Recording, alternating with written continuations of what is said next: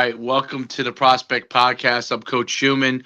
Um, we're excited to talk to special teams coordinator for LIU Sharks, and he's a running backs coach as well there, Ryan Jirgl. But before we do that, as always, I have my co-host, Coach D, with me to my left, and he's going to be driving the bus a little bit because I got to get my knee shot up. Otherwise, I'll be laying on the turf, and we'll be able to move. So this weekend. So I gotta get that knee. I need that. I need it. I need it.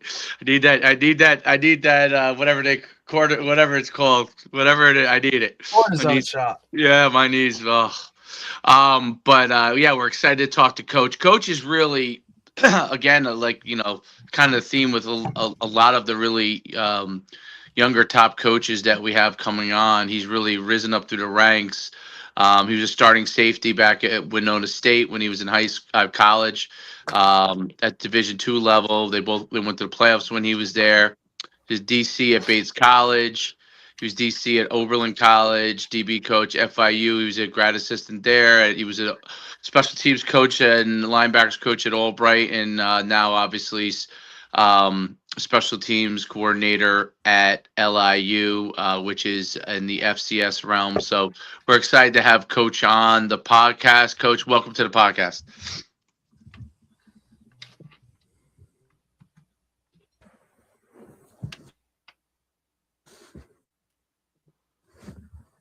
Am I not hearing? Can you hear us, Coach? Uh-oh. Get technical difficulties? I don't know. Everything was good, no? He's moving.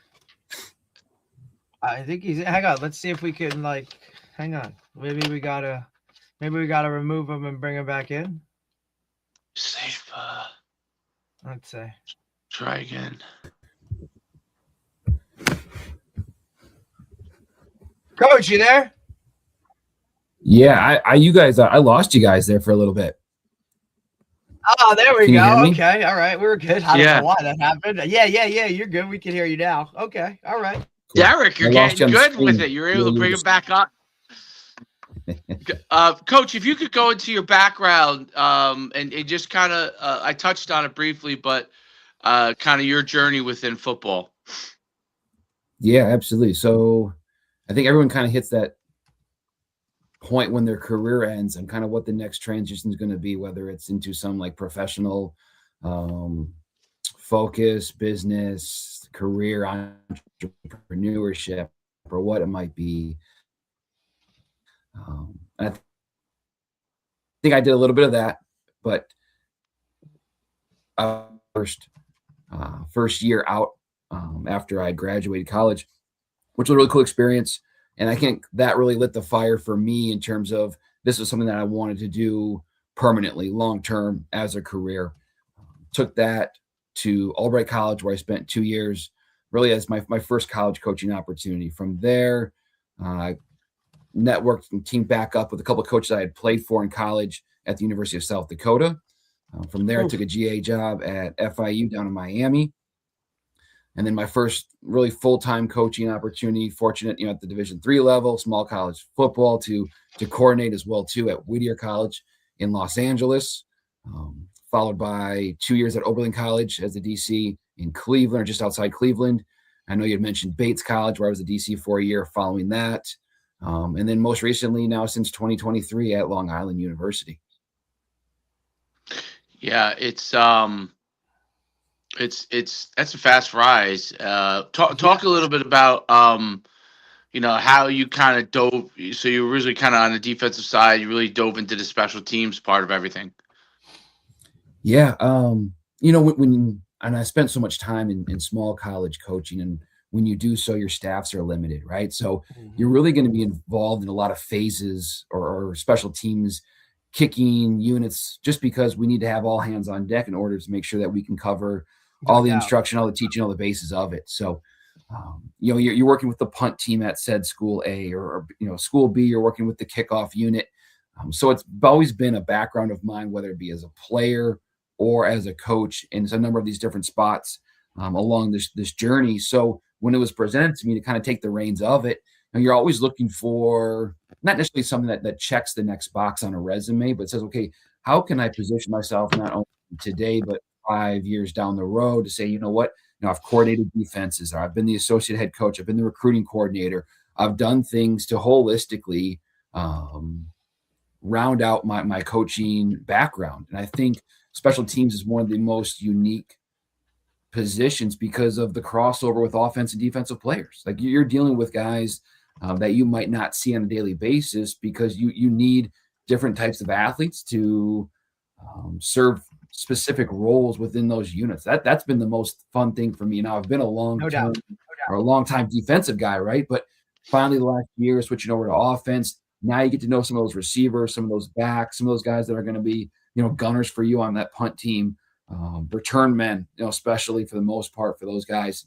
That's been really good. I think now you start to build that culture. You start to build those relationships because let's be honest, guys want to be starters on offense. They want to be starters on defense. They're not necessarily that excited about being the starter on kickoff, but you've built that relationship. You've been on that side of the ball. You have, some name recognition and some continuity with those individuals. Hey, Coach Jirgl, I get more excited about now running down on kickoff for someone that they're a little bit, having more of a personal relationship with. So that's something for me that's been really fun to do.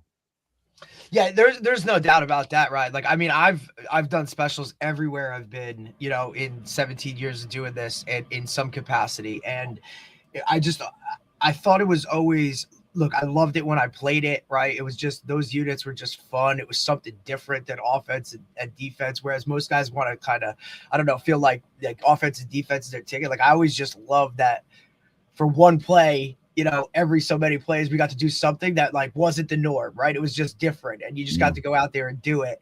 And I kind of took that philosophy with me into the coaching world. And then, as you grow, you start to realize that, hey, like this allows me to be able to work with every position group on the field, irregardless, right? Because I would never be working with the O-line if it wasn't for a field goal extra point, or I'd never be working with some of these other cats because, you're coaching one side of the ball or you're coaching this. And then in that in itself, right, like those guys now get to see you in a different limelight. And like you said, like you're not just another face that's a coach that never talks to them only when, or they only do when they have to, right? So now you get to interact with every one of those guys, build that trust.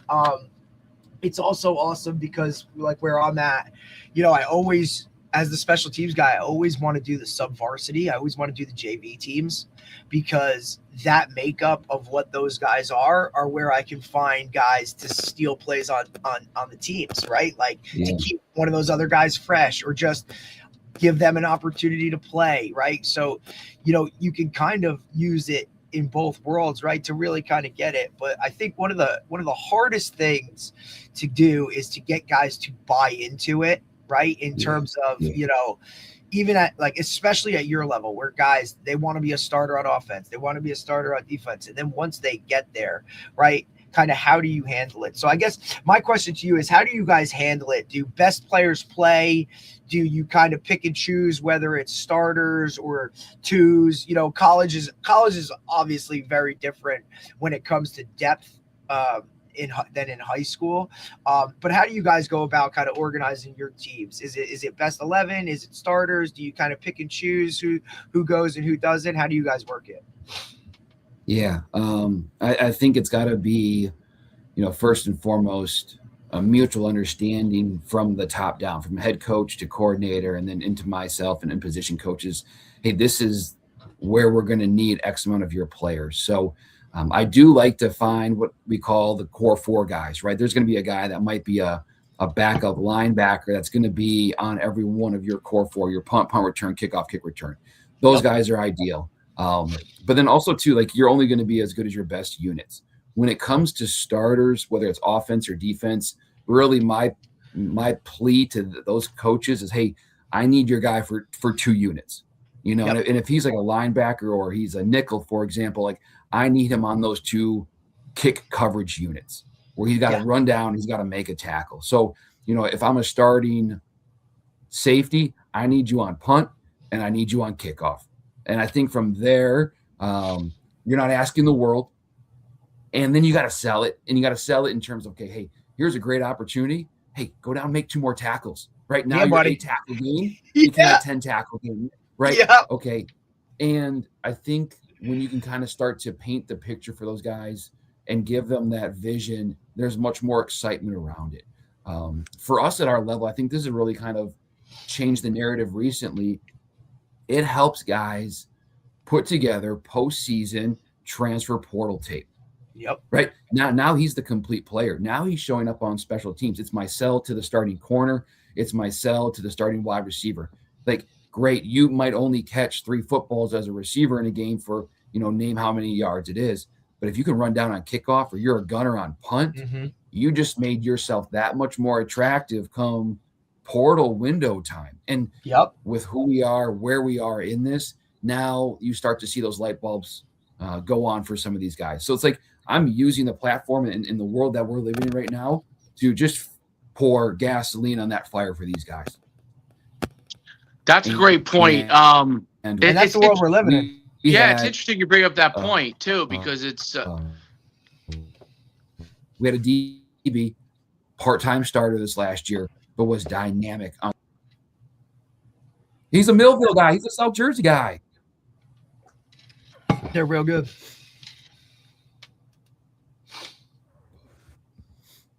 So yeah, that stuff's exciting. Yeah, no doubt about it.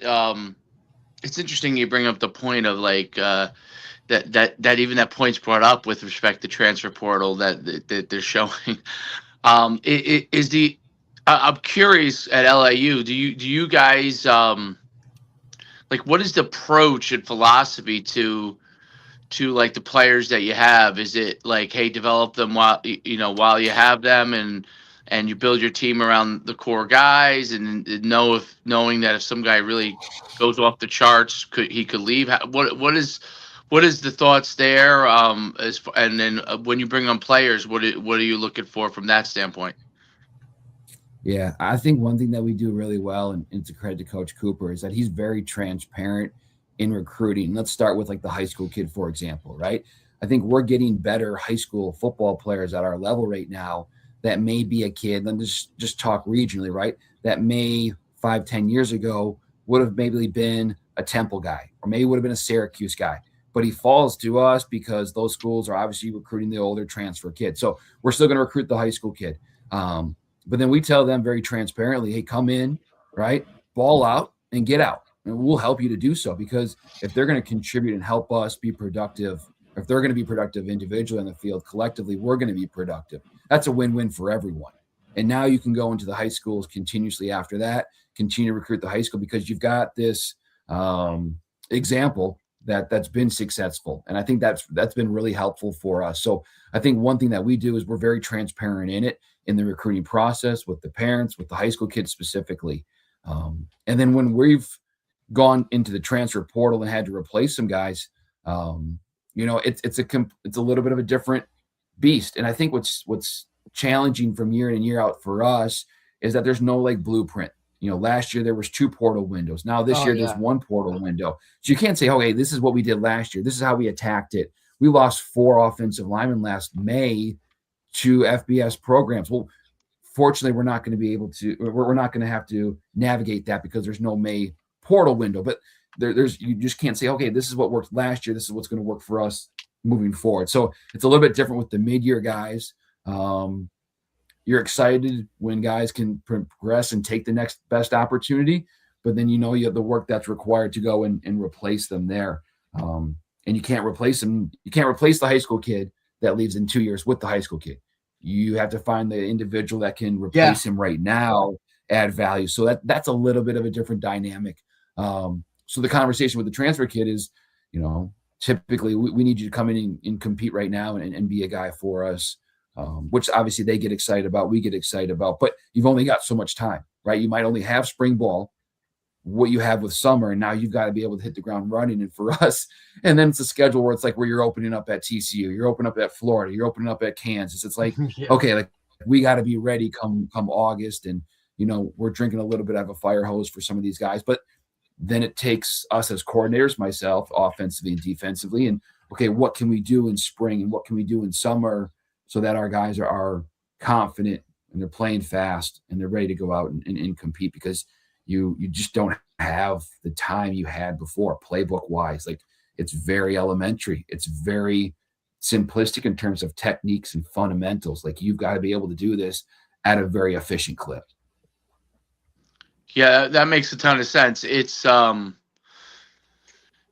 really interesting. The fact how you guys are so like kind of straightforward about that process. When you, from special teams guy standpoint, you talked about how like that's one of the things that you convince guys to play special teams.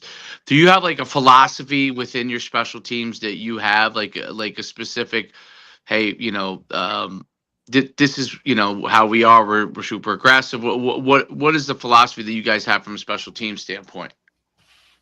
Yeah, I think because we believe that in every unit that we're in control, and that's something that we preach with our guys. Is hey, so two things that we'll always reiterate is attitude and effort. What I love about attitude and effort for us is that they're two of the controllables regardless of situation. So if it's a situation where we're backed up in a punt and we've got to try to flip the field, put our defense in a situation where they can hold our opponent from putting points up on the board. Well, it's our attitude and how we attack it. It's our effort and how we execute it. And for us, our guys get really excited because, oh shit, like we're good. Our backs might be up against the wall, but you flip their mindset to being the aggressor with that. And that's what I preach. And I think sometimes we try to fulfill so much verbiage and fluff that our guys get overwhelmed, whether it's with playbooks or it's philosophies. Hey, these 10 commandments, or here's what this acronym, that acronym, right? White. I'm very to the point. Yeah, like I'm done with that. Like we can. Yeah, I'm with you. Just right. Listen, I can only watch and I don't. He's probably a good guy. Do but you I can or only do watch you not? PJ Right? Fleck for too long. Like I just. No. Listen, and I'll take whatever you want to say. Like, I'm good. I'm good on the whole like male cheerleader thing, right? Like I'm good on the rah-rahs and you like good.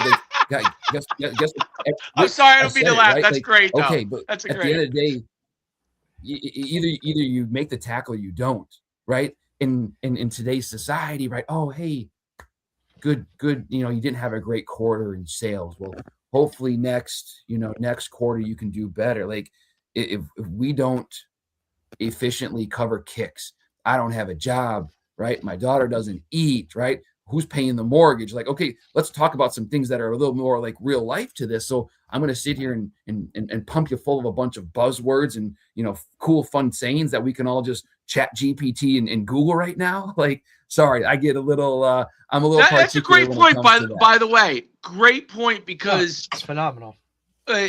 What people need more is, guys think that's what coaching is.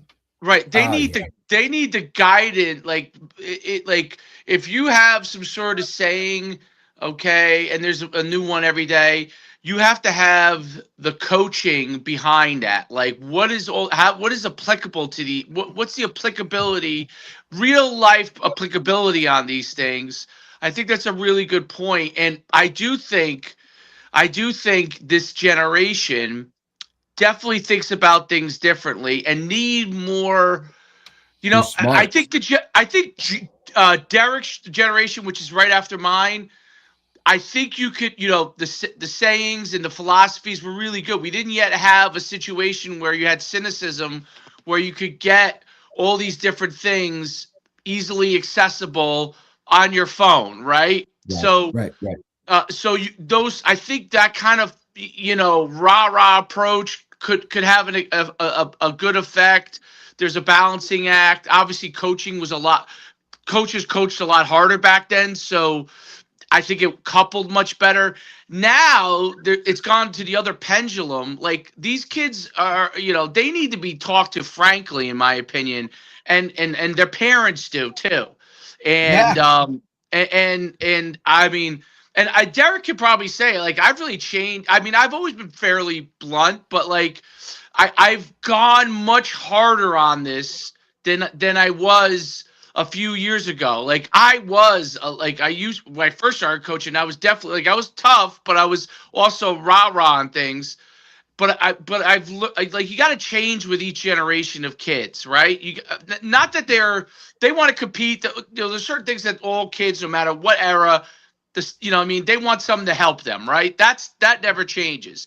But how you help them may look differently depending on what their outside influences are and maybe inside influences, right? When they can come and go more right. today than they ever. So there's got to be some type of relationship, right? I think that's never changed, right? There has to be some type of buy-in and relationship that they have with the coach, the individual, those that they're working with.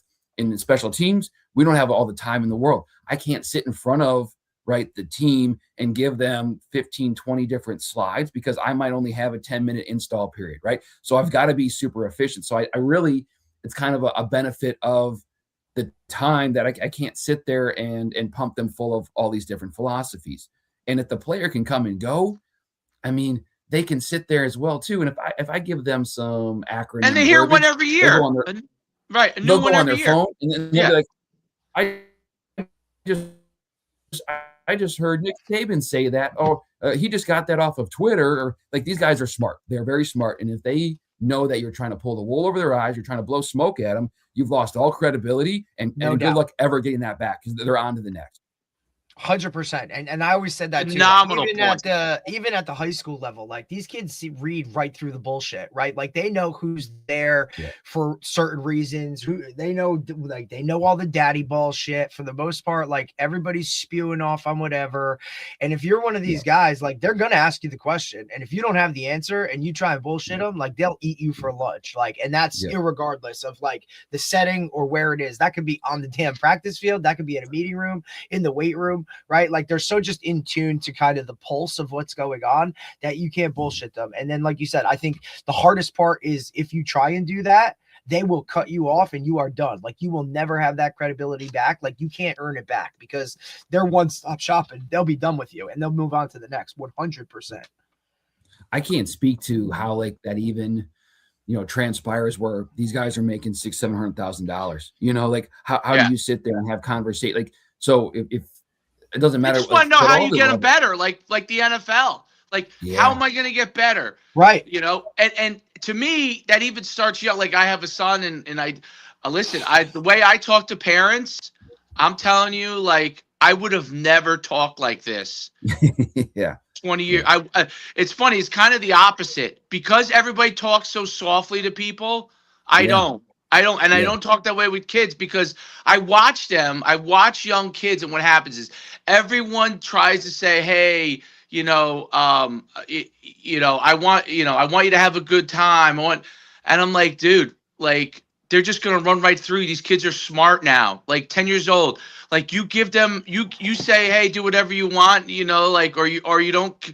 And I watch it in every practice, like with the way some coaches. I'll coach with some great guys, okay, that know a lot of stuff, and I'll see a kid goofing around. I'm like, hey, you listen to coach? Are you paying attention to him? Even when I'm an assistant, and I mean, they come right to attention. I know that with kids, and it goes with the older guys. Now you obviously have to build a relationship with them. You got to be able to talk to them after all those kind of things, but you got to hold kids and young adults accountable immediately because they are already looking to go somewhere else. I don't care what, and this goes from youth all the way to college. They're always looking to go somewhere else. Someone else is always in their ear. So you need to talk bluntly to them on what you expect so they understand that. So while they are there, they get the most out of that experience. I don't care if someone turns around and says, oh, this guy didn't play me that much or whatever. I care that when they were there, they had an opportunity to learn, get better, and have an opportunity to understand what accountability is because it's not taught. I'm telling you, I see it all the time. It is not taught anymore. And it's not just, dads that are coaching or even some coaches at the high school level are not teaching it. Like guys like Derek obviously does, but there's a lot of guys that don't. And then you end up getting those kids. I always say this, Who ends up getting those kids? You do. Your job is end up being 10 times harder because you get a great athlete who's not accountable. And now you're like, oh my goodness, or you know what I mean, and that makes it really hard in recruiting. I'll let you continue on. You might just see me walk in and get into my car, but continue, Coach. Really good. No, I think you're spot on, because it's the instant gratification world that we live in, right? So if you're not transparent right now with mom or dad or uncle or aunt and individual, like they're on to the next. So whether that's in your first initial contact in recruiting or in the recruiting process, like you have to be able to hit on things that are tangible, that they can digest and they can feel, right? Touch, but to the point of where it's like, okay, where you've got a legit shot. But I think you have to be transparent with it. And, I had a recruit on campus once. He's like, oh, coach, what do you how many safeties you're bringing up? Like, I'm bringing one up tomorrow, bringing up one the next day. And I think that actually shocks people a little bit, the rawness of it. But I think it's refreshing at the same time as well, too. Because everyone's feeding them a bunch of just BS on what they want to hear. And this is what look, unfortunately, like in the position that we are and the approach that we take, like Dave and I, like for majority of the time, kind of almost have to be like the bad guy, right? Because they've been fed all of this fluff for so long about you're the best player and you're going to go here and you're going to do this, right? So that like when they get to us, like, we tell them the truth. Like, here's where I think you belong. Like, this is the level I think you are. I hope I'm wrong, but this is where I think it is. And those are really tough conversations that you have.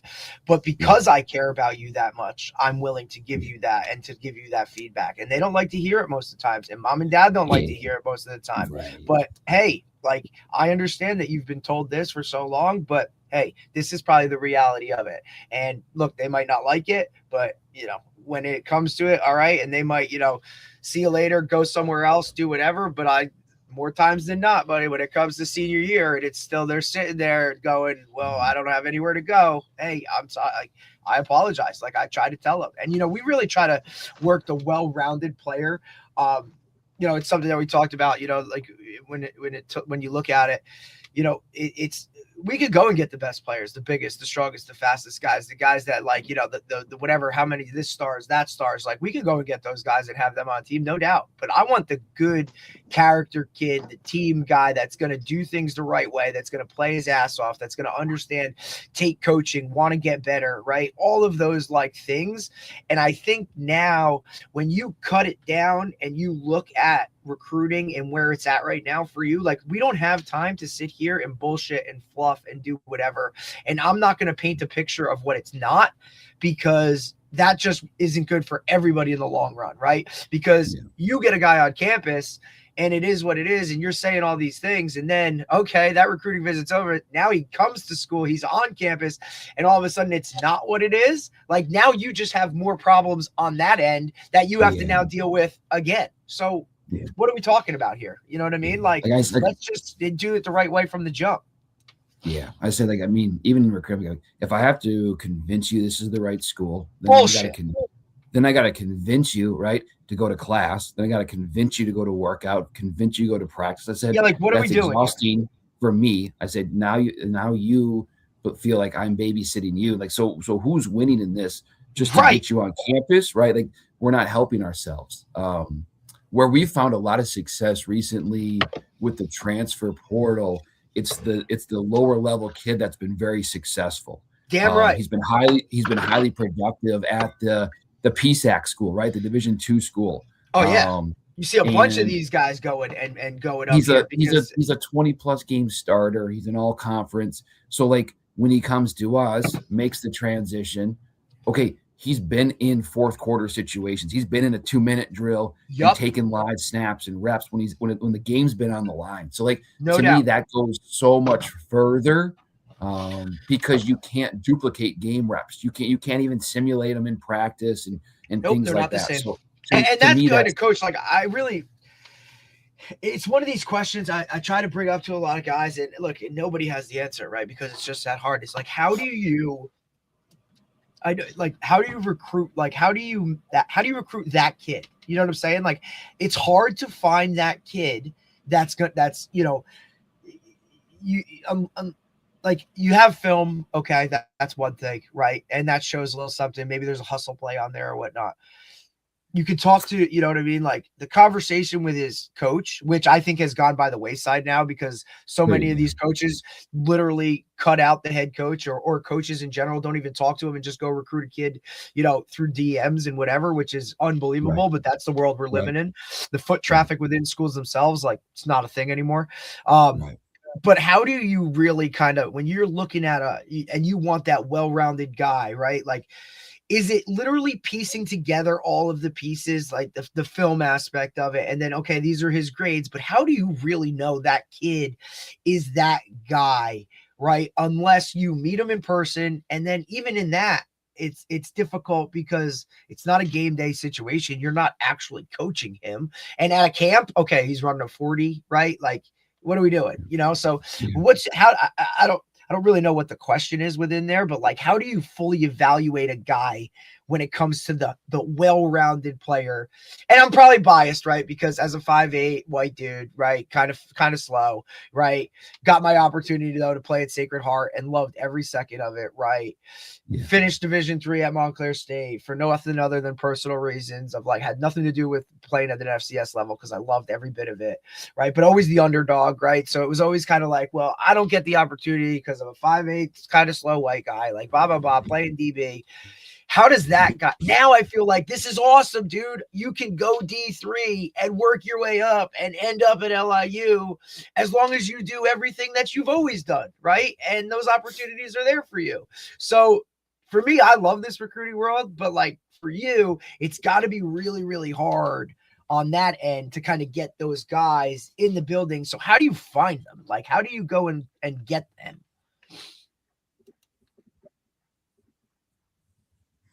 I think it's a really good question, and I think it's ever evolving because I think the thing that we've gone away from most is the thing that was the most beneficial was the foot traffic, right? I think you still need to get into high schools. I think you need to be able to sit down and have conversations one-on-one with these coaches. Individuals without all the noise around, right? Noise, I mean, like at the let me tell you like what he did off the field shit. You know what I'm saying? Like we need to have those personal players want to, high school recruits, right? They want to go play for someone they like. Naturally, if the coach walks into their school and there's a connection or they're having a conversation and whether the individual is shy or not or confident, like there's going to be some sort of back and forth conversation. And there's going to be some interest on, it's got to be mutual, right? But I think you have to, you can't compromise the basics because if you skip those, you're going to, find yourself reverting back to or trying to answer some of those questions that you might have skipped in the early ends of the process. So what really kind of said is like, I don't believe in not going into school. I think you still have to have conversations with high school coaches. I still think you have to sit down with an individual one-on-one. Great if he runs a 40 at a camp. Great if you can evaluate his film. But in order to really know the person, the individual, I think you have to have, one-on-one in-depth conversations. I think the hard part right now is that we're trying to speed date. And we're trying to speed date. That's exactly what it is. That's all exactly surface what level, it is. right? So right. Everything is every and I just like it's always got like football and recruiting. It's very difficult, right? Because it's always the trickle down, right? Like it's got to be vertically aligned. We all have to have the same approach, but even within that, like you're going to recruit different than the guy in the next room is going to recruit different. Like you know 100%. What I mean? Or even the approach to it. It's like hey, like this. Look, we're tight on guys at this position. We could really use this. You know what I mean? And to me, it's always. And on, because I'm on the opposite side of it, right? As a high school coach, and the kids are constantly about like, how do I do this? How do I do that? How do I play here? How do I play this? And I said, buddy, like, I just want you to know, like, it don't matter what level you're going to. If you're playing college football, you're already and above like majority of the people in this country, right? Like 7% of guys go to play college football, 3% actually get paid to do it, right? In terms of scholarship or whatnot. I said, so like, fellas, like the shit you see on Saturday, I call them TV, like they're TV schools, right? Because they're always on CBS, ABC, like your big time programs. Like, buddy, if we're having this conversation and you're a sophomore, then we're probably ain't hitting those already. right? Unless something crazy happens to it. I said, so my whole philosophy and how I talk to these kids now is go somewhere you're wanted, right? Yeah. Like that coach that's annoying the hell out of you and you just don't understand, like just on you all. Dude, those are the places you want to really, really look at, because you don't want to force feed something, because across the board, then your opportunities shrink, right? Like you're just not going to ever be on the good side of that guy. Now, if you go there and play really well, absolutely. And I 100% understand the proving something to somebody, right? But that doesn't mean you sacrifice everything else. Like you got to get your boots on the ground on campuses, go see them, go talk to players. One of the best things I think colleges do, right? And my buddy is the head coach at, Montclair State Division III program. But what he does is when he has recruits on campus, he'll bring the parents and the kids into a room, put 4 of his players up on the stage and walk out and say, fire away and go. And he tells his players, you tell the truth. Like, I don't care if you hate me, if you despise this, like these people need to know that we're at least real. And here you go. Now, look, that could backfire, but come on. Like, I think that's unbelievable, because to me, when I was in it, getting recruited, the best part about it was having those conversations with the guys in the locker room, right? Because you knew coaches were whatever they were. You knew it was this, that. But when you talk to the guys in the locker room of like, what is this really like here? That's when you got the gist of what the program is. And that's where I feel like, being a special teams coordinator, I have a different gauge and a pulse on the team, because I interact with all of these dudes every single day, right? Like we're about 55 deep, and believe me, freshman to senior, like we rock, and they all know exactly who I am, what I bring, how honest and shit I am, which sometimes it's like, oh my God, like you got to curtail it a little bit with freshmen, because they're like, it's about keeping them in the program, not scaring them away. But I'm not that. I just want them to all be comfortable enough to come and tell me, be like, coach, I'm not having a shitty day today. Like, you know what I mean? Or, hey, I got this going on. Like at the bare minimum, Ryan, this is what it baffles me. It's like, hey, other coaches, like make sure you at least know their kids' names, right? No like doubt. Some of these dudes don't even know their kids' names. And I'm like, are you kidding me, dude? I'm like, yes, I interact with them all on specials, and we do a depth chart every single day, which I think helps too.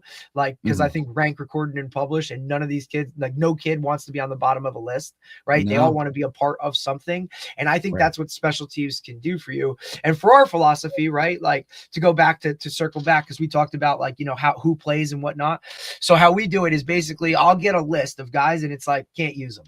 Right. They're usually the best players. Right. So it's like, all right, coach, you know what I mean? Like, and he trusts me with this. And believe me, I love him. I think it's great. He's one of the best head coaches I've ever worked for. We're going on year 3. And believe me, he gives me a ton of responsibility, and like anything I need for specials, like we roll, because he understands how important they are. And I think that's rare at the high school level, right? Have a guy dedicated to, hey, you're the special teams coordinator, right? Like you do all of it. Now, he picks and chooses, like as the head coach, right? Like, okay, he takes punt pretty much, right? He takes a huge role in our extra point, right? Mainly because we do so many muddles and huddles and do all that kind of fun shit, right? To spice it up, because these guys love that. You know what I'm saying? Like installing a new one every week. Every team hates us because they got to prepare for it, but that's part of the philosophy, right? So what we do is we set a depth chart, right?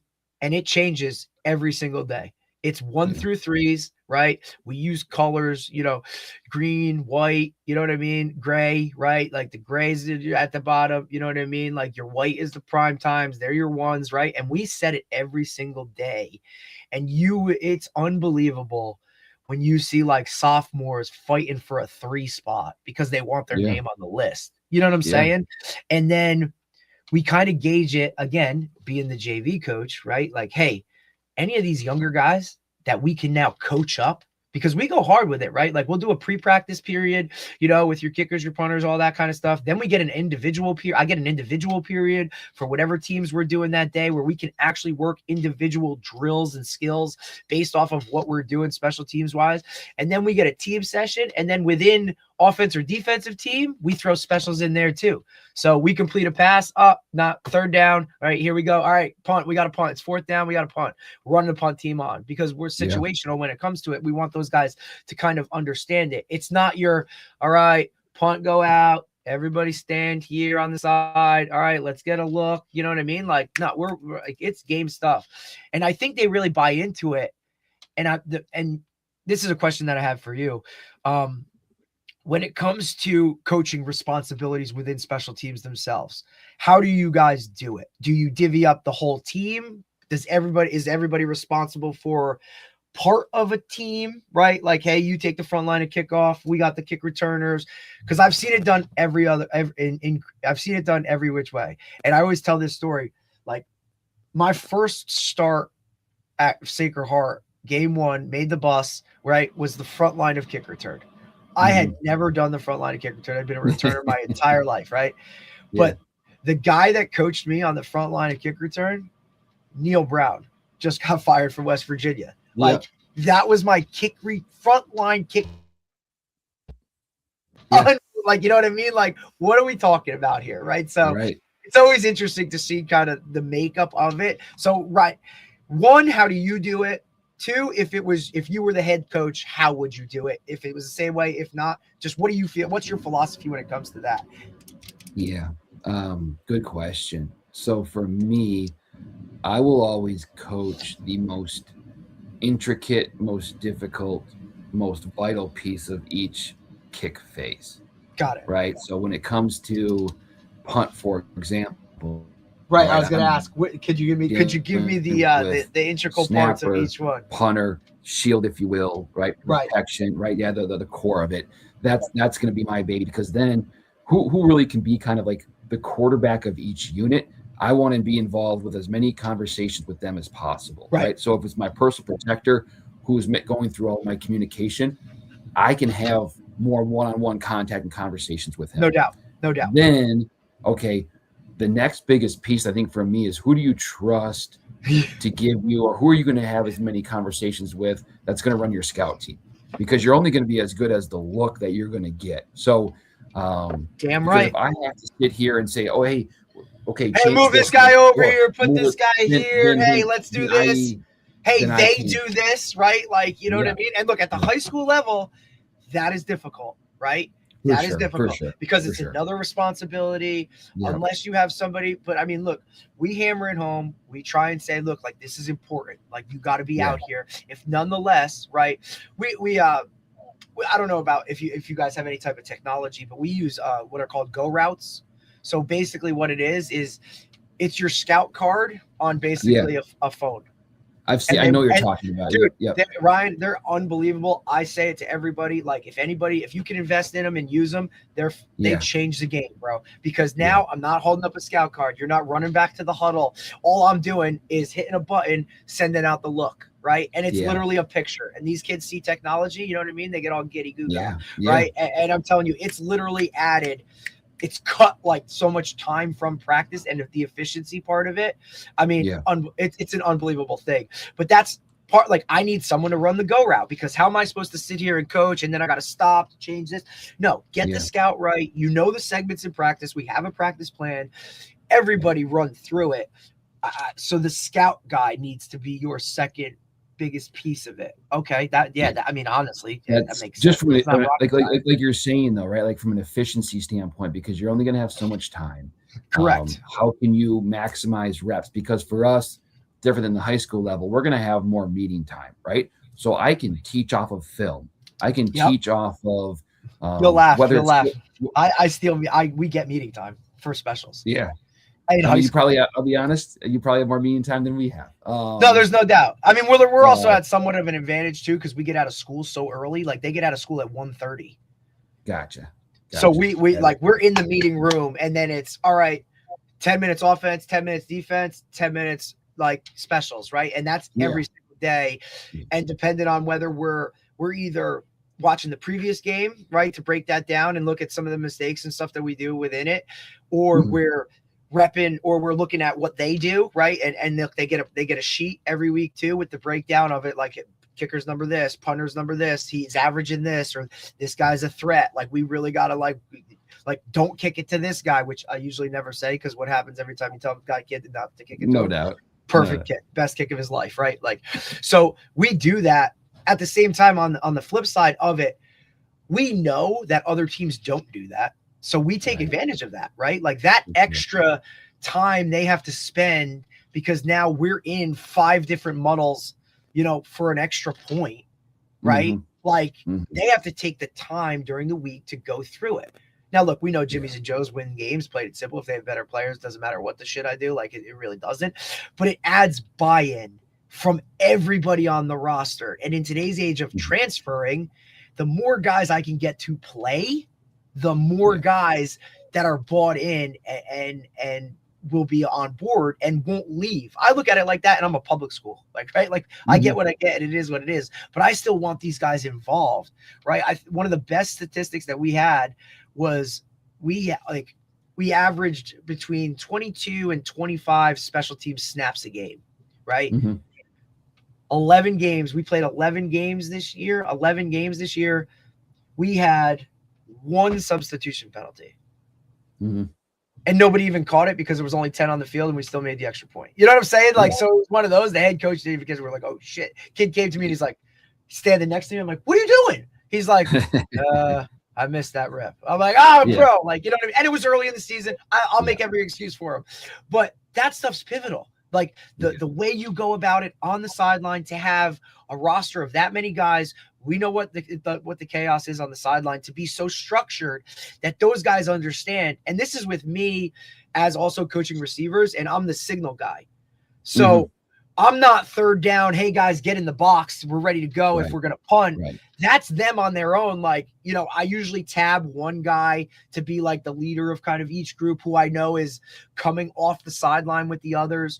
We do a really good job during the week of doing, like, we call it a chair drill, where we'll go through the depth chart and say, all right, 11 on kickoff, stand up. All right, we're 11. Good. Sebastian, you're down. All right.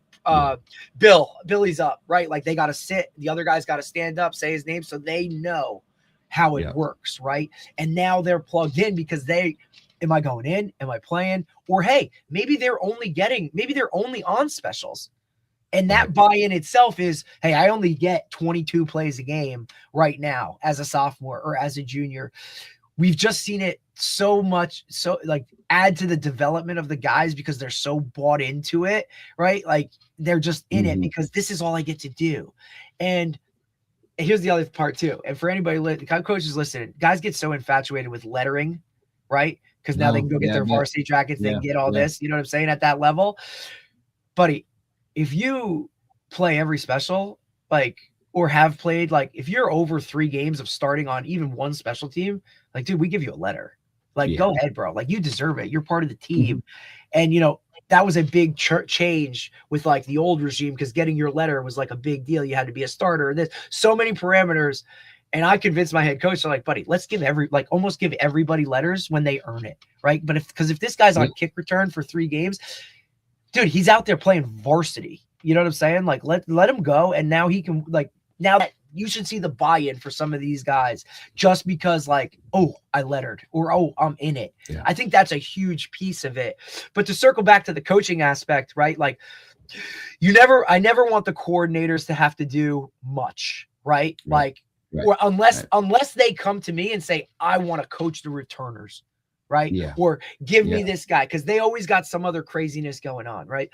Give me the other guys. Like, your DB coach needs to be involved. Your O-line coach is pivotal when it comes to extra point field goal stuff. Because, dude, what are we talking about? Like, they're your guys, right? You know which hog mollies are up there. And look, that play sucks. Worst play in football. It's basically get your ass kicked for 2 seconds and just take it and go. Like, to ask them to do that, right? Like, that's why we do the muddle stuff. Gives them a little something different. Or, hey, buddy, like, you're all the way out there. You've never been on the numbers. What's it feel like to be on the numbers? You know what I'm saying? Like, I think that buy-in from all the coaches too. And I've always said this, like, if your head coach isn't calling offense, isn't calling defense, sometimes him being how heavily involved he is, or like tells you how, like, with the specials, right? Like, whether he coordinates the specials or whether he's involved in it, there's more of a buy-in from the team. You agree with that? 100%. Yeah. It's, top down, right? And it's transparent, right? The players will see it if they see him either coaching up one of the gunners on punt or stepping into, improve a technique on punt block. Guys go, like, because what I've always told guys on offense or defensively is like, listen, if you want me to trust you for 60, 70 snaps on defense, Yep. we first have to be able to trust you for 25, 30 snaps on special teams. Damn and right. I think that's, guys, oh, that makes a lot of sense. Why would I think I'm a starter on defense if I can't even be a core 4 guy on special teams? But I really love the core 4 stuff. I love that. Yeah. I really love that. With some of the other coaches then too, I tried to use their areas of expertise, but then also kind of what fits us positionally. Like, so if I'm working with some of our gunners, I want our wide receiver coach who's going to work some releases and do some things like that with our guys. Yep. Also, now he can sit in his wide receiver room and say, hey, like you said, Billy, why you're not on the bus or why you're not traveling this week? Like, why can't you get yourself to be on special teams? I coach the position. You think you're a 20, 30 snap guy on offense. Why are you not a starting gunner for us right now? But now they're able to, like, that conversation's happening more often than if it's just a random crossover coach or something like that. And I also think one of the biggest adjustments from high school to college ball for most of these guys is they go from being the star, the man, playing every snap, to now they go to college and they're not even on the bus. Like, that's really hard for them to handle. So for us, the philosophy is, look, you play some specials in college or in high school. Now, when you get to college, like, that's your first opportunity to get on the bus, right? To show these guys that you can play, because you can take snaps away from these other guys. And I think that to them, they don't understand it till they get there. And it's, hey man, get out there and look, like, your first highlights on your high school tape might be you being a gunner, getting down there and making a play, because look, you're a wide receiver, but you run the wing T. So how many catches do you really have? You want to showcase what it is, like, be a teamer. Right? Like, show these guys you can do other things. I always use an example of one of my former players. Was like a 3-year starter, was the quarterback, right? But always played special teams, right? He goes to Holy Cross. He's a safety for like 2 days. They move him into the box. He becomes a linebacker, but he really cut his teeth playing special teams because he had done it in high school. Yeah. And now he's been on the practice squad with the Indianapolis Colts the last 2 years, right? This year with the Bengals, all because he could play every team. He wasn't just a tackle to tackle linebacker. Like, you got to think about that. If you're good enough to do that, like, the more opportunities you can create for yourself to get on the field, to go from being the star, never leaving the field, to never playing, right, in college. But now at least the team, or even if you tell me you love the game as much as you do, why do you not want to be on the field? Because your playing time is already cut in half once you get to college anyway. Yeah. You know what I mean? Yeah. Like, I try to tell those guys that all the time. It doesn't sink in until they get there and they're like, oh, coach, this sucks. Like, I'm not even playing. It's like, yeah, earn your time. And then when you become the starter on defense, guess what, buddy? You still get to run around on teams. So that's another however many amount of plays you get to actually play the sport, right, in the game situation. And because that's what it's really all about. That's how I sell it, right? And for you as a college coach, like, you coach running backs too. Do you look at that on a highlight tape and say, look, this guy can return for, not just returning, because everybody gets infatuated with the return aspect. Like, hey, this guy could be a wing on punt, or for what you guys do, right? Like, he could be a shield guy, or hey, this guy's a really good long snapper, but he can run as well. So now we can release him down the field. Just, it adds more to your chemistry. Do you look for that within recruits themselves of like, hey, this guy can do this for us as well? I think it's hard to probably pinpoint that with the high school kid, because more often than not, if he's one of your better athletes at the high school level, he's going to be able to have immediate special teams value at the next level. I believe so. Whether he's shown his ability. Now, there are some of those guys that will have a kickoff coverage clip or something like that I'll get excited about, probably more so than the next. Yeah, but right. And then you're bringing it up in recruiting. You're having conversations about He's also smart enough to include it. You know what I mean? Yeah, like, exactly. Because I can't even imagine some of the tape you guys get based off of, like, I just can't. 10 minutes. Like, what are we doing? Like, you know what I mean? And then on the flip side, right? Like, if all of your tape is just special teams, it's like, okay, I need to see more of you being an offensive or a defensive player too, No doubt. So yeah, I think it's not so much with the high school kid now. There's definitely value that you feel that you can plug and play with a transfer guy, because more likely than not, he might have some of that stuff that he's done at the collegiate level already. Right, because he's coming to you looking to get that starting defensive role. So most of his stuff probably is specials, or it's, I don't want to say mop up time, but it's backup time, or it's a role. From, right? Well, that's the other thing too. I feel like LIU is very different than others, right? Because you guys are kind of like, it's just hard for me to pinpoint it. You know what I mean? Because like you're still a young program, right? It's still a young FCS program. I don't think a lot of people understand that it used to be CW Post Division II, right? Made this move, changed, literally rebranded everything about the school, colors included. And I've been there, right? So to go from green and gold to freaking Carolina blue and what, like white, like talk about a total changeover in every aspect. But I also feel like, I don't know if you're really respected on the level that you deserve, right? Because you're an FCS program, but I feel like a lot of people, because you have Stony Brook, that's right around the corner too, right? You have Sacred Heart in Connecticut, Yale, the Ivies are around here, right? Princeton, Penn, you know what I mean? Like Monmouth, right? Like there's a lot of FCS programs in this area, Villanova, right? Like you really kind of hit up, like there's a lot in this area, right? And there's not many Power Fours really, in my eyes, in my, like when I'm looking at the Northeast, right?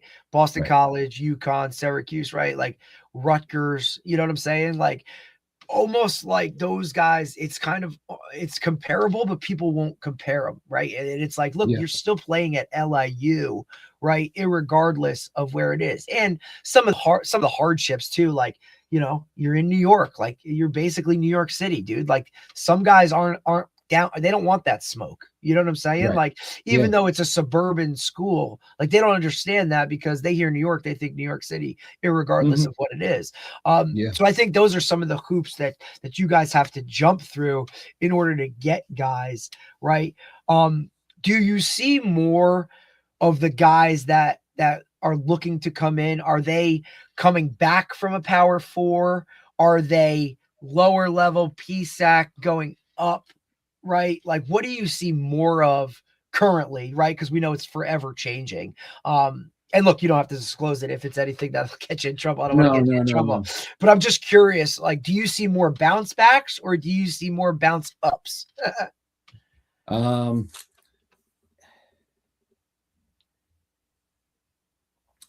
think depends on what you're pursuing, right? It's where you spend your time and effort. Like last year, obviously losing 4 linemen, you're like, oh shit, we need linemen. Like, you know what I'm saying? It's like hard. And for us, it's hard to go find comparable no doubt. And I think that's the other part. Like linemen themselves, I tell guys all the time, buddy, go be a lineman. There's 5 of you on the field at one time. You know what I'm saying? Like you're the position that everybody needs the most of, yet you're the least available because in this world of NIL and clickbait and 7-on-7s and flag, nobody wants to be a lineman. Like nobody wants to do it, right? Like it's unfortunate, but you can't win without it, bro. Yeah. And Ian Pace Ian's been on, right? So Pace has been on when he was at, like, so we've had these conversations. Yeah. A good O-line coach, bro. Like to me, if I'm a head coach, my first hire is obviously a GM at this point, right? Then your strength guy. And then, dude, I'm looking for the best O-line coach in the country. Yeah. Like, come on, brother. Like whatever you need, because I need you. And that's that development of linemen themselves. You're an anchor roll away from like, well, we better run all our plays to the left because this right side is hurting right now. And you need it's not just 5 or 6 or 7 because those guys get banged up, man. Like you need a solid 8 that can roll. And it's really hard to find them. Yeah, it is. That's why I think you see some of the bigger programs taking, you know what I mean? Like that D3 lineman, like to go to D2, like they're stretching to take guys that probably a couple years ago would not be a scholarship guy. right? But because of the way the world and the market and everything is, like, that's the other thing too. I think it's so funny. Kid walks in there and he's like, well, the market value for my position is this. Like, I should be getting this. You're like, buddy, this is LIU. Like, we ain't freaking, this ain't Alabama here, buddy. This is, we don't have Nike money here. You know what I'm saying? Like, I think that, because that's what parents see. That's what kids see. That's where I think the head coach, your job as a head coach or a coach in high school, is to let guys know, like, that's not the world. I know that's what you see the most of, but here's the realities of it. Most of these guys ain't getting paid like that, Right. And because I think that helps your job, right? Now you don't have to answer that question, which that could throw you off right from that point. Like, really, this is what this guy's asking about? Like, do I really want this guy? And at this point, I think with recruiting, you're splitting hairs, right? Like, only the best of the best are going to get scholarships right out of high school, because if not, I'm just going to go grab a portal guy. You know what I mean? Right. Overall, some teams flop. And look, we've seen that as a great thing. We've seen that as a terrible thing. Like, to me, you look at the two teams in the national championship, majority of those guys have that were starters, played 4 years of college football on those rosters, right? Like, they weren't just plug and play guys, couple here or there, but majority of it was developed from within. And that's what it is. I think some of these guys, like, you look at Florida State a couple of years ago, right? Undefeated. All of a sudden, those guys leave. They try and play the transfer portal role. Like, whoosh, they weren't an undefeated team. You know what I'm saying? Like, they go a different way, because just because a guy's a really good player and you get him in the portal doesn't mean that he's the right makeup for your locker room. And to me, the locker room will always, rise to the top in terms of, you need a really good locker room in order to win more games than you lose. And that bad apple, now he takes 6 or 7 with you, and now you're 2 years in the hole because you got to rewrite it and figure all that stuff out, which is so unfortunate in the ultimate team game that we're talking about. You know what I mean? So I understand it's a plug and play type of thing, or it's an availability thing. Where do you stand, Coach, on the never burn bridges type of recruiting, right? A kid who you recruited really hard, but he decides to go somewhere else, right? And I don't think any coach would ever be honest with it, but, like, you might be pissed, but you're not going to burn that kid to the ground, right? Because you just never know. Right. I think more so now today than ever before, right? Even with that, I think so, like, with a high school coach, that goes so far, because those guys are the gatekeepers, right? To the program, and not to the player today, but the player tomorrow and down the road as well, too. I think what's been, I told a coach and I told a player not too long ago, I was like, hey, listen, because of where we're at with the running back room right now, I said, if Jimmy, right, say Jimmy, if Jimmy has some Division II opportunities, I said, take him. I said, tell him to take him right now. And just because LIU is not the right fit for him today doesn't mean that we won't be in a year or 2 years down the road. Let's say the kid goes to name your PSAC school, tears it up. Guess who's really excited about Jimmy a year or 2 years from now? LIU, right? And because you didn't burn the bridge with the player, you didn't burn the bridge with the coach, right? Now you've got a legitimate shot about getting this kid 2 years down the road. And now you've got him developed, defined more often. It's only going to work out for you guys and everyone, in the future. I think that's something that I've tried to do a better job of and be more transparent with. And then also too, like, coach, like, man, like, you're telling the kid, like, what's best in the interest for the kid. They get excited. They can respect that as well too.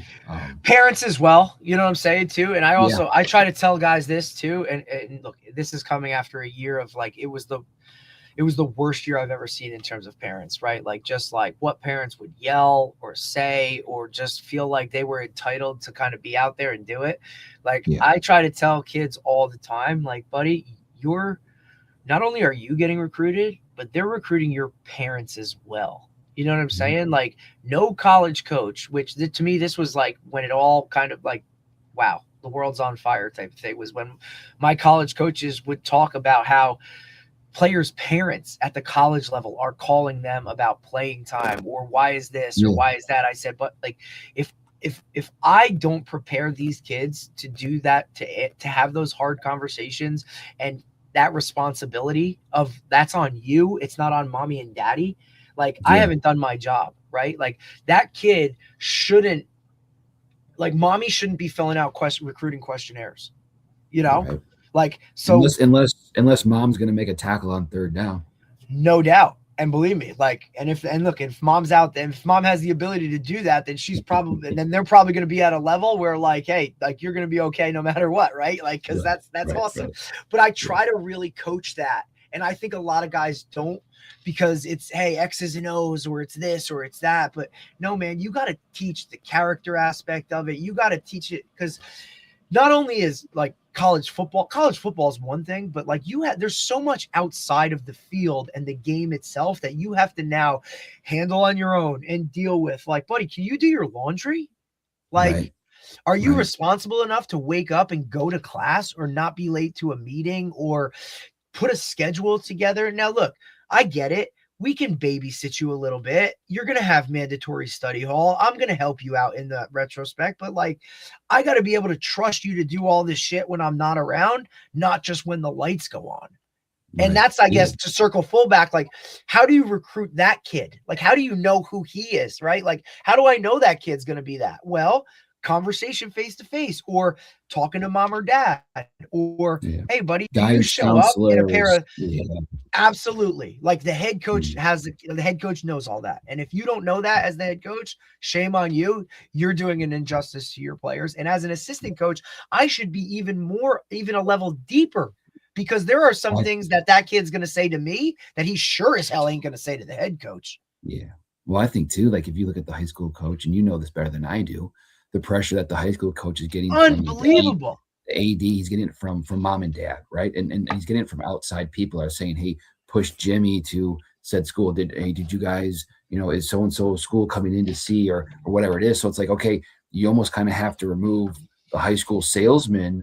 No doubt. Because they're being influenced because you see some of these coaches that, they'll take the picture with the college coach when he's on campus, and they'll tell you 9 out of 10 times, they're just like, man, I have to do this because my AD, or I have to do this because so-and-so's, am I pushing kids? Like, yeah, coach is doing his job, but he's got to document it just for everyone else to be like, okay, he's doing his job, versus like just the letting things, happen as they're supposed to happen and take place, and trusting that you hire the right individuals and that coach is doing the right thing, because 9 out of 10 times coach is doing everything that he can possibly for Jimmy. It might be the fact that Jimmy's just not very, very good. Right. And I think the hardest part for parents to understand in that limelight too, is like, look, even though like I want Jimmy to do the best he can, and I will do everything I possibly can for him, but at the same time, I have to worry about the 70 other guys on the roster. I have to do what's best for the team. So in that setting, like, I understand where parents are so hard-headed and they're this and they're that, because it's all about Jimmy. That's their focus. That's their life. Like, that's little boo-boo. You know what I'm saying? But like, I got 70 little boo-boos that I have to worry about. You know what I'm saying? And on top of that, wait, I have my own family too. Like, guys, like, this is a reality of it. Like, everything there's not enough hours in the day. And I think that's where a lot of high school coaches have either left the profession, or they just don't fully do it, is because this is a 365-day a year job, 7 days a week. It's never, especially now with phones and social media, everybody expects an answer like that. You know what I'm saying? There's no time away. There's no this, there's no that.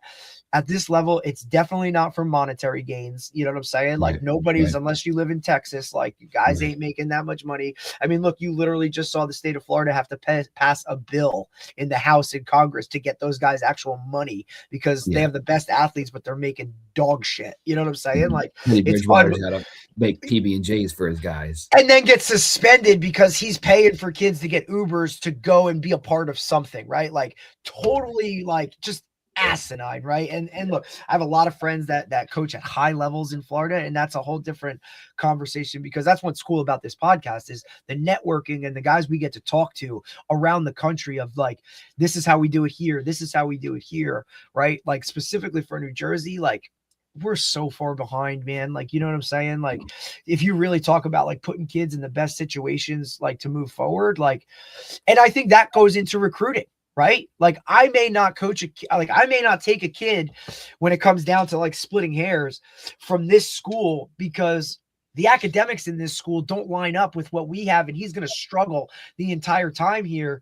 He's better off going somewhere else. Whereas this guy, because we just had the associate head coach, assistant head coach from Princeton on. And look, and I understand Princeton's something different, right? But he talked about that, right? Like, I need to recruit the kid that can handle this here, right? Yeah. It's not his fault he went to the high school and they don't do it that way, right? But I at least have to make him aware of it and like kind of see if can he handle that side of it. It's why, to me, college, it's why you see a lot of now, like the college coach at the P4 level, they literally only coach. And then there's an entire different side that does all the recruiting. They're off the field. They're in the thing. I think, Ohio State just did it, right? Their OC and DC.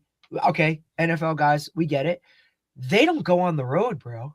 Like, everybody else goes and gets those guys. And then once they get in the building, now we'll talk about it, right? But for that, it is strictly coaching. It is strictly recruiting. And it's recruiting. Are you recruiting high school guys, right? Like, that's what you're assigned to. Are you a portal person? You only look at the portal, right? Like, the jobs, it's a whole different side. It's why and we love it, right? Because now we see coaching actually becoming a career, right? And like a real job, not just like a glorified hobby where, we see some guys coming out of college, and we've talked to a couple of them, the track of now, excuse me, the college coach, some of these guys, they'll pass up playing in college. Hey, I'm not going to go to D3 and get my ass kicked for 4 years. I'm just going to jump right in now and start coaching. And they're 4 years ahead. Hey, I'll be the student assistant, right? Like, I'm willing to do all the dirty work, right? Until I can finally earn the respect and maybe get a room. It's just such a different track now, Ryan, that we see a lot of these younger guys. I wish it was there for me. I'm sure I still would have tried to play for at least a year or two. But once I saw the writing on the wall, it would have been like, oh, hey, Coach Brown, will disagree. Wherever you go, I'll go. Because here's the things. I'm with you. Because maybe I'm biased, right? But there's something about the coach who's been in the mud, who's been in the locker room. No doubt. 100%. That's my argument as well. Every time. I think that, and again, that's not a knock on these, because I say the same thing too. It's like, growing up in Wisconsin, I should have walked on in Wisconsin, and I should have, done my time, become a GA shortly thereafter. And who knows what type of pipeline that would have done for my career, or at least, got it off to a fast track. But it's like, I would never, like, as a small school guy, I was like, I never wanted to, like, I look back on my experience and you know what, playing in games, 2-minute fourth quarter, like, those were the most, like, I will always remember that's those. Part of it. And so that, to me, and that's like, I don't sit here and say, oh, when I was playing this, that, and otherwise. Right. You at least know how to read a room when you're talking with a position group. You can read a locker room. You can read the, how guys are handling things when it's, week 10 and they haven't hit a bye week yet. Like, you can because you've been in those situations, right. Not to make it about you, but you have a better sense of understanding of the situation. I think that's very, very important. I think one thing that you were talking about with like these GMs and these coaches and recruiting, I think there's going to be, and I know it does happen some places, because you have coach, right, who wants recruit A, but you also have GM and recruiting department that might want recruit B.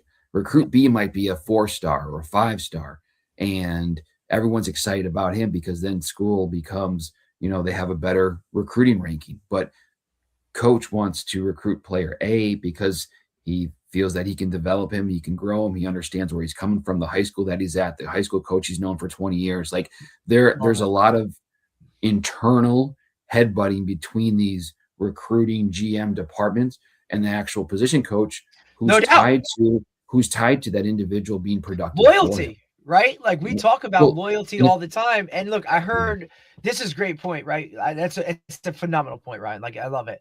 And obviously for where we are located in Jersey, like Monmouth, like, they open the doors, right? Like, Coach Gallo coming in there after literally Coach Callahan has been the only head coach there since the program started in 1993, right? And now you're taking a guy like Jeff Gallo who comes in and he wants an open door policy when it comes to the shore, like our guys, right? Like, you guys come in and you can sit in meetings, come to a winter workout, right? Like, come watch, do whatever, open practice, whatever you want, sit down, tape.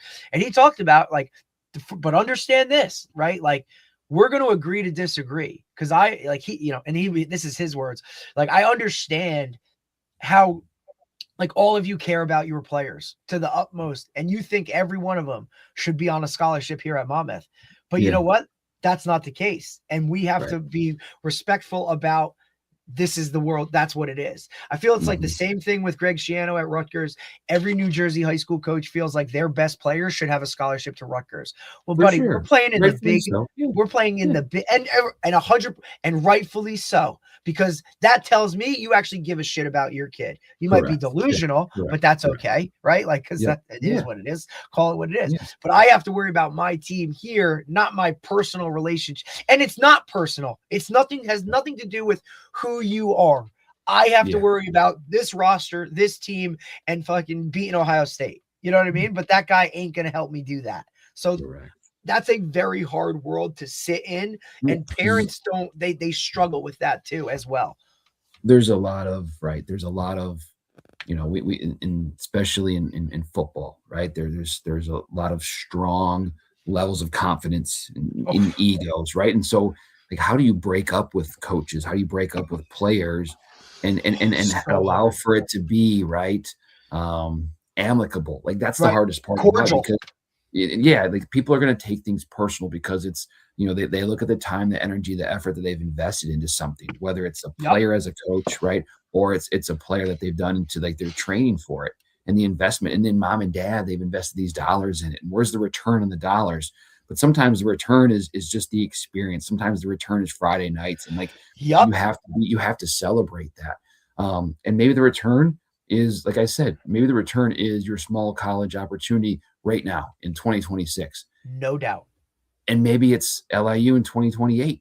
And maybe like we have guys right now that played 2 years of high school football that came to us as raw as could be, that are now collecting checks at Rutgers. It's like, guys, like, we really don't know the ceiling on a lot of these things. Like, we can't sit here and pat ourselves on the back, because, like, and we also don't know just like kind of how this system is going to play out in the long run. So you got to, and I tell guys this, like, you got to take what's there now, because you don't know this.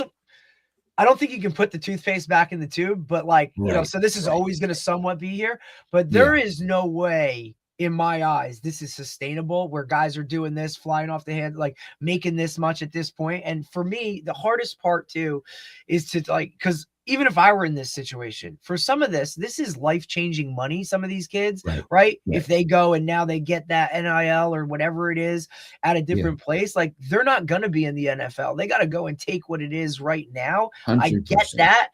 But on the flip side, I feel bad because they're in that position, because there's nothing like the locker room, and there's nothing like the camaraderie between those guys that are on your team, right? And you know, you talk about playing for the name on the front and not the back, and like the battle of, like, I'm the two trying to fight to be the one, and you know what I mean? That struggle and competitiveness, it just builds so much character and so many things that help you in life, right? Rather than just, hey, I'm going to go and take the money, or, hey, I don't want to battle this. I'm going to go here where I can be the guy.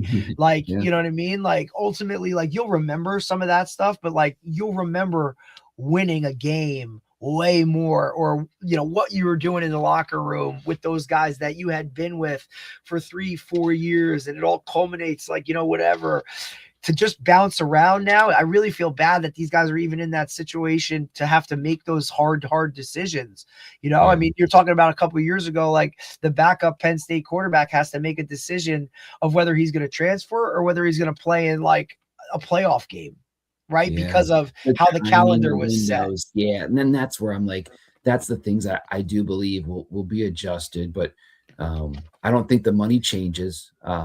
And I think it only gets crazier. Well, and here's the thing. I think we have to be a little bit careful what we ask for. And I say I'm looking at the player, the recruit, right? Right. Oh, there's all this much more money. Well, guess what? It's going to become that much more cutthroat. So the opportunity you might have had now because you wanted all this money, or you wanted this thing to turn into this, you know, what it could be. Well, don't be surprised when now they start giving schools and programs the opportunities just to kind of cut ties with you like an NFL roster. Well, because you want to be treated like now a bit, right. You want to be treated like this, and you want to make money. Now I'm going to ask for something in return. And you know what? Maybe it's, hey, contracts where, hey, you have to at least be here for 2 years, or, you know, hey, if you're going to make this much, like you only get this until you do this, or like roster bonuses of like, you're still here at this point of time, like something, it's going to be more like NFL incentives, 100%. You had 50 catches, boom, here's this much money, right? Which is kind of how you see it working now, right? In terms of like, hey, this guy did really freaking good. You know what I mean? Like we had a really great example of a female basketball player. We had her on. She was a high school player when I was coaching at this school, right? Goes to Bucknell for 2 years. She's conference player of the year, all of this other kind of stuff. She hits the transfer portal. Now she's starting at Michigan, right? Yeah. Like unbelievable, like story and changeover for like what happens when you kind of continue to do the right thing. And she was the first to tell us on the show, like it was a really hard decision to leave that place of where, you know, here's my teammates and we're doing good and all this other kind of stuff. But for her, felt like I need more. I have more to give. And I like these opportunities are here. Not like she went and sought them out. Like these guys are calling, you know what I mean? Like, I think that's a little bit too of like, you know, you hear Dabo like all over it because, you know, he's got a guy on campus, but, you know, Ole Miss is calling this guy in class. Like that stuff has to be cleaned up a little bit. Like we know that stuff always goes on and the tampering and all of that, the windows, the calendar, all of those things. But it's really hard. Like you got to try to preach to your high school guys. Like that's not the norm. Like that is happening, but it's at the highest of the high levels. So, you know, go where you're wanted, develop, like be around guys that care about you, that want what's best for you, that are going to make you not only a good football player, but a better person and all those other kind of things. Cause that stuff translate for life, and majority of your life is not going to be playing football. Right. I just think that's so pivotal to be around guys like that. Just hard to coach the person, you know? Yeah. Hard to see at 16. I can't blame the individuals for that. I think it's just, it takes the right guidance and education and understanding, and a lot of that stuff has to take place at home. But yeah, and then how are you supposed to tell a kid to quit dreaming? How do you tell a kid to not bet on himself? Like that goes against everything that, you know, we've grown up and instilled in individuals. No doubt. Like you should have the most confidence in yourself first and foremost. You should be your biggest critic, but you should be your biggest advocate. And so it's like, I can't sit here. And I think that's the hard part as coaches, whether it's high school or college, is like, you don't want to be the guy that sits down and feel like you're killing someone's dreams or you're shooting them First down. thing I tell them is, hey, I don't want to be a dream killer, bro. Like I want you to prove me wrong, but in the world of the reality 100%. And just based 100%. Off of what I've seen, you know, statistics, numbers, like rock solid evidence, buddy, like this is where we think like you should be and you can be the most successful. If you want to bet on yourself, kudos. I hope you prove me wrong. Right. But I'm just trying to put you in the best spot to have the best chance or opportunity, right? Because we know this game gets taken away from you faster than it's given to you, right? Like it could be one play and it's over, and now you didn't go there because you stayed on the team. Like what that's, but even in that, like you got to find the positives in everything, and that's kind of a life lesson, right? Like in moving forward. Coach, it's been unbelievable. You know, talking to you, like I think I have one more question before I let you go, because you know you deserve some time, and especially being on spring break and whatnot, like you got to go live a little bit. When it comes to your path, right, having been at smaller schools and then getting the opportunity to now be at LIU, which I think is a phenomenal program. And I can't say enough about where it is based off of, like, you know what I mean, and everything that you guys have done in the last couple of years, and playing who you play in some of those games. I'm like, God damn, like rock and roll, good luck. Like, but shit. Okay. How do you feel that's impacted you as a coach, right? Having been at Division III programs, having been in different areas geographically than you are now, right? Yeah. As a coach, how has that kind of benefited you in the level of coaching that you're at now? Yeah, I think it's been an absolute blessing. I refer to myself in times of like being a chameleon, right? I think, and it's only because of the exposure to those different environments. Those different environments produced, a culture of different people, different backgrounds from some, whether it be religions, but socioeconomics, right? Race, things like that. And then it's funny because when you look at the collection of a locker room, you look at the collection of a team, right? You look at a huddle, there's no really two people that are alike, right? There's going to be something that's going to be different about them. And when you're dealing with the masses, when you're talking about a roster of 100 guys, like your ability to connect with 1 through 100 is going to directly, allow for you to be successful or not. So Vermilion, South Dakota, right? A town of 10,000, you can count the stoplights on one hand. And the next year you're at FIU in Miami, right? And then you're in Los Angeles, and, fast forward, and now you're in Lewiston, Maine, like corners of the country, corners of the world, if you will. It's been some of the most exciting parts of this journey, is being in these different locations. And you're dealing with, the Division III individual who has sights set on what he wants to do post, college career, academically, professionally. He's got an internship at Fidelity. Oh yeah, he's doing like at Bates too, right? Like you're talking mini Ivy League, bro. Like you're talking guys that are like, Coach, I love this game, but like I'm gonna be the CEO of this, right? Or I'm gonna do this. Like totally different perspective on every aspect of it, right? Like it's just I coached a player at Albright College who had some back neck surgery. So he was getting stingers so often, but he had the surgery to essentially remove the nerve so he could play his senior year of Division III college football. And you're like, and then you sit there, and on the other side of times you're at these programs where these guys are, either making some money, they're doing some things at a high level. And like, you get just a variety of different individuals that, care deeply about this game or don't, or take it for granted.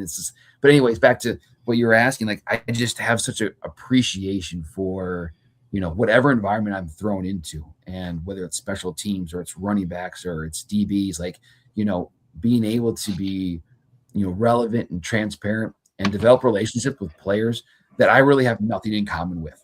Right. Like if you look at my first 18 years, like, of my life and my upbringing, and has no correlation or no, similarities to theirs, yet we've found common ground, at where we're at today. And we have same missions and goals that we want to accomplish, and we're committed to each other. Like, that's the most gratifying, like, situation that there is. Like, you and I are both trying to accomplish the same thing, yet neither of us are like by any means. Like, that is my, like, celebration of this game day in and day out. It's what gets me up every morning. It is one of the things that I am so excited about. Right. It's awesome. No, it really is. It really is. And I just think that you feel it's more rewarding when you've kind of been at those levels and you see so many guys that are just so passionate about playing the game a certain way. You know what I mean? Because they didn't have the offer, or they didn't have that. You know what I mean? Like, they had those aspirations, but the measurables aren't there, or whatever it is. But they're like, hey, I want to be a part of this. And I think that's something that's kind of gone away maybe a little bit. Like, a lot of guys really like what the game can do for them, not, all the fluff and all the stuff outside of it, rather than just really truly love and are extremely passionate about the game themselves. I think that love of the game will ultimately push you through. It's going to make you work harder. Right. And at the end of the day, like, I want a roster of guys that love football. Right. Yeah. And it's not, hey, I just want to be on the team because I can now put it on my social media and, and now I'll get more calls from this girl because, I play. But like, you got to love it because it's a lot. Like, you know what I mean? Like, football's different, man. Like, a lot more practice than it is games. There's a lot of shit that goes into it. Guys don't really understand. Like, it ends at high school for most people. It's why you see so many guys still holding on, right? It's why the fence has a bunch of varsity jackets from years that, like, I wasn't even born, but they're still at the game because those high school memories in this game itself is so different than anything else. You know what I mean? But, it is what it is. Yeah. You look for guys that are passionate about it and that love it. And those are the guys that do. I think, go ahead. Yeah, 100%. I think the toughest part, and this is the last thing I have, is really just like you don't actually get to see careers come full circle, because the individuals that are on campus with you early on in those first couple of years, if they're successful, they're not there, right? They're not there year 3, year 4, year 5, because someone's going to pay them and they're going to have a better opportunity. And if you know that individual, you recruit that individual, you know what's at home, you're so encouraging of them pursuing that next opportunity because it's going to benefit them. It's like the individual that is making things better at home while still being in college. Like, you're so excited about them. You just might not see them walk across the stage and graduate from your institution. I think that's probably the hardest part about all of this. There's no doubt about it, because ultimately, like, we used to talk about, hey, 4 years for the next 40, right? Yeah, and that still stays the same, but it was meant to be the same institution, right? And then 40, not four different, or, you know, whatever year. And now you're, you know, playing, you know, as a 28-year-old or whatever it is. But Ryan, I can't thank you enough, brother. That's it, dude. Like, yeah. And now they're on TikTok selling it. Like, hey man, like, you know, a day in the life of a college football player, right? Like, here we go. Listen, man, I can't thank you enough for the time. Would love to get you on again to actually talk some X's and O's and some scheme stuff. If you'd be willing to do that whenever you're free and whatnot. But we know college coaches, you know, the time is unbelievable. So really appreciate you taking the time to talk with us for a little bit, man. And can't thank you enough. Absolutely, man. I really appreciate it. It's a pleasure of mine. Awesome, man. We'll talk soon. Go enjoy spring break, and good luck with spring ball. We'll talk soon. Sounds good. Thanks again. Thanks, man.